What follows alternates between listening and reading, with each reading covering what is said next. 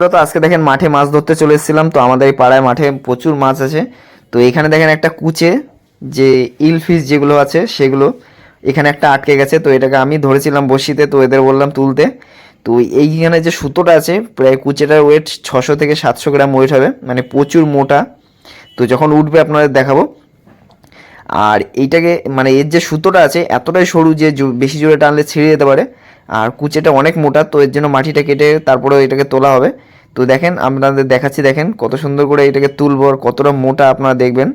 আর অনেক মাছ ধরেছি, ওই মাছ ধরার ভিডিও আপনারা দেখতে পারবেন। তো আজকে আর পায়রার ভিডিও না। তো দেখেন বাচ্চা কাচ্চারা সব দৌড়ে দৌড়ে আসছে মাছের জন্য, মাছ দেখবে বলে। তো দেখেন এটাকেও তুলতে অনেক খাটনি হয়েছে, মানে হাতের একদম অবস্থা খারাপ হয়ে যাচ্ছিলো। আর সুতোটা এতটা সরু সুতো যে হাতের মধ্যে ঢুকে যাচ্ছে। আর কুচেটা মানে কুচে যেটা মাছ বলে কুচে মাছ, তো ওটা এর ভিতরে কিন্তু পুরো ঢুকে আছে আর টানছে, যত জলে নাড়া পড়ছে তত জোরে টানছে আর হাতের মধ্যে সুতোটা ঢুকে যাচ্ছে। তো আমি কেটে কেটে এটাকে দেখানোর চেষ্টা করবো, ভিডিওটা না অনেকটা বড় হয়ে যাবে।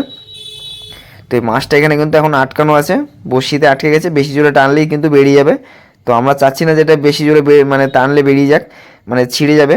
তো এটা আমরা কি করছি, মানে মাছটাকেও আটকে রেখে দিয়েছি। তো ওর গায়ের জোরটা মানে একটু টাইম ধরে রাখলে ওর গায়ের জোরটা আস্তে আস্তে ছেড়ে দেবে, তারপরে কিন্তু মাছটা এক একা ঢিলা দেবে, তারপরে কিন্তু বেরিয়ে আসবে। যার কারণে আমরা বেশি টানাটানি করছি না, যার কারণে ওই কুচের জোরটাও চলে যাবে বেশি।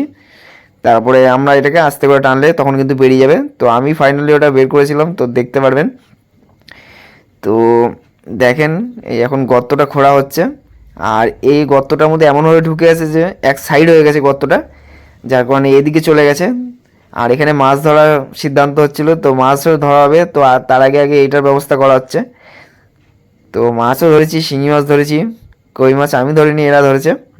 তো দেখেন অনেকটা টাইম হয়ে গেছে, এখনও বেরোচ্ছে না। তারপরে আমি গেলাম, বললাম দে আমি ধরে আছি আর তোর আগে গর্তটা খোঁড়। তো এ দেখেন আমি আবার টান টান করে রেখে দিলাম এইখানটা, ওকে বললাম গর্তটা খুঁড়তে, তো ও গেল গর্তটা খুঁড়তে। তো একে এরভাবে ধরে রাখলে কী হবে, এ কিন্তু ওর গায়ের জোরটা আস্তে আস্তে চলে যাবে, তারপরে কিন্তু বডিটা ঢিলা করে দেবে, তখন কিন্তু বেরিয়ে আসবে। তো দেখেন এখনই কিন্তু বেরিয়ে আসবে, আর কতটা বড় আপনারা দেখতে পারবেন। এ দেখেন সুতোটা দেখতেছেন, একদম সরু সুতো, যে লাইলন টায়ারের যে সুতোগুলো হয় ওই সুতোটা কিন্তু। আর হাতের মধ্যে একদম সুতো পুরো ঢুকে যাচ্ছে। তো এ দেখেন অনেকক্ষণ হয়ে গেল, এবার ওকে একটু বললাম যে হাতটা মানে সুতোটা ঢুকে গেছে দেখেন হাতের ভিতর, এতটা টান টান। তো বললাম একটু ঢিলা করে নেন, আমার হাতটা অবশ হয়ে গেছে, অনেকক্ষণ ধরে এরকম ধরে আছি, ওর গায়ের জোরটা শেষ হয়ে গেছে প্রায়। তো এবার কিন্তু মানে বেশি জোরে টানলেই কিন্তু সুতো ছিঁড়ে যাবে। তো এবার কিন্তু অনেকটা সামনে চলে এসছে, একদম মুখের ধারে চলে এসছে। আর ওর হাত যে কুচের উপরে পড়ছে তখনই কিন্তু কুচেটা কিন্তু মানে আরও নিচের দিক টানছে, প্রচুর মোটা। তো বের হলে আপনারা তো দেখেন এবারে আপনাদের দেখাবো যে কুচেটা উঠবে। তো অনেকক্ষণ টাইম, প্রায় আধ ঘন্টার মতো এতে পিছনে আমার টাইম চলে গেছে। তো এবার দেখেন সুতোটা অনেকটা সামনে চলে এসছে, কুচেটাও সামনে চলে এসছে, এবার বেরোবে দেখেন 700 গ্রাম হয়ে যাবে, প্রায় 500-600 তো আরামে হয়ে যাবে কুচেটার সাইজ। দেখেন এই এখন পুরো গায়ের জোরটা চলে গেছে, এখনও বেরোবে। জাস্ট মনে হয় লেজটা দিয়ে বেঁকিয়ে রয়েছে, দুজন মিলে টানছি তাও বেরোচ্ছে না, মানে কতটা মোটা আপনারা ধারণা করতে পারছেন। এই দেখেন ও যেই হাতটা দিয়েছিল তখনই কিন্তু হাতে বেঁধেছিল লেজটা ঘুরে, আর তখনই বুঝতে পেরেছি এখনই বেরোবে। এই দেখেন ভয়ে হাতটা বের করে, এই যে বেরিয়ে গেছে। এই দেখেন কত মোটা দেখেন, এখানে তো এরকম সরু লাগছে কিন্তু 600 গ্রাম ওয়েট হয়ে যাবে। আশা করি বুঝতে পারছেন যে কতটা মোটা, যখন হাত দিয়ে ধরবে তখন বুঝতে পারবেন যে কতটা মোটা। আর এই একদিকে একটা কাঁটা ঢুকে গেছে পায়ের মধ্যে কুচে ধরতে এসে। এই দেখেন মাথাটা দেখেন কতটা মোটা, হাতের মতো মোটা হয়ে গেছে মাথাটা, প্রায় 500-600 গ্রাম ওয়েট হয়ে যাবে কুচেটার। এই দেখেন, তো এটা লাস্টে পোড়া হয়েছে। তো ভিডিওটা যদি পুরো দেখেন দেখতে পারবেন সেখানে। আর এই যে কুচাটা ছাড়ানো হয়ে গেলো, এই যে বড়শিটা ছাড়ানো হয়ে গেলো, এবার ওখানে রেখে দিলাম বালতিতে। তো এবার মাছ ধরা হবে কিন্তু। তো এ দেখেন এদিকে আবার মাছ ধরা শুরু করা হবে। তো একে এখানে রাখা হলো, প্রচুর বড়। দেখেন বালতি তো গুটিয়ে গেছে একদম, বড় বালতি তাও দেখেন কতটা বড় লাগছে। আর এখানটা কিন্তু এই জায়গাটা মাছ ধরা হবে এখন। ধরেছিস? তো এখানে মাছ ধরার আগেই একটা ছোট মাছ কি পড়ে মাছ গেছে পড়ছে? পায়ের মধ্যে, তাহলে বুঝতেই পারছেন এখানে ধরে কতটা নিয়েছে, মাছ আছে। প্রথমবারই শিকার। এই যে মাছটা ধরে নিয়ে যে, কি বলি, তাহলে তো বহুত আছে। নামার সাথে তখন মাছ। প্রথমে তো ভেবেছিলাম বড় মাছ, তারপর দেখছি ছোট মাছ। কি মাছ? এই যে পিদ্দি সাইজের একটা উল্কো। এই যে এই মাছটার পিছনে এত খাটলো। তো এবার জলটা ছেঁচা হবে, তো আমি অনেক কেটে কেটে করবো। দেখি বাচ্চা কাচ্চা না ভিডিও করে। কি ভিডিও? এই দেখেন, কে? তো এই যে জল ছেঁচা স্টার্ট হয়ে গেছে, আর এই দিকে পানাও তোলা শুরু হয়ে গেছে। তো এই বল এখানে করে ঘাস ফাস দিয়ে দে, যদি মাছ ফাছ যদি পালিয়ে যায়। তুই দি দে এইখানে। তো এখন অনেকটা বেলা হয়ে গেছে, প্রায় 1:30 বাজে। তো এই টাইমে মাছ ধরার সময় না, পাওয়া যেতে পারে, শুরু করলে মাছটা ধরা পাওয়া যেতে পারে মাল মনে হচ্ছে। এত জঙ্গলের মধ্যে লেটা ধরে নিলে ছেঁচা হোক, তারপরে আপনাদের দেখাচ্ছি কত মাছ পেলো না পেলো।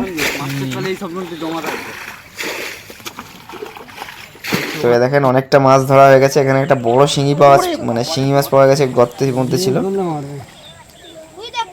আর একটা এখান থেকেও কুচে মাছ পাওয়া গেছে 3টে। এই একটা সব ফেলে দিল। কি করছে রা? মালটা ছিল কোথায় রে, এতক্ষণ দেখা যায় না। দেখি ওইখানে আবার শিখে মাঝখান থেকে বেরাচ্ছে জল নেই, লালা জোলা বুঝছে।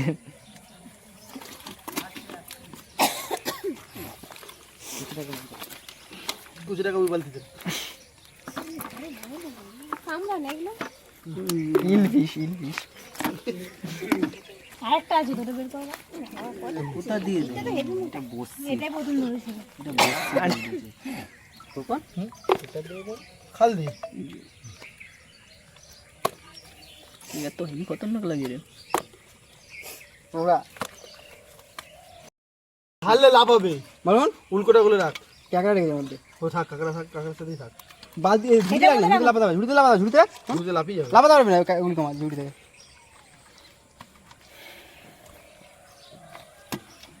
দেশ কোন সিং আছে বাবা এইটা সিংই মাগুরি দেখা যাচ্ছে কোচ মার কিসে এই কুচিটায়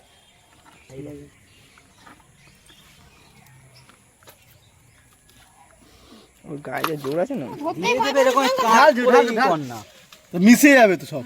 এর মধ্যে ঢালটা, এটার মধ্যে ঢাল, এখান থেকে এবার ঢেলে নেবে, এটার মধ্যে ঢাললে হয়ে যেত না? একেবারে হয়ে যাবে। সিঙ্গি মাগুর হলে মাথা মোটা হতো।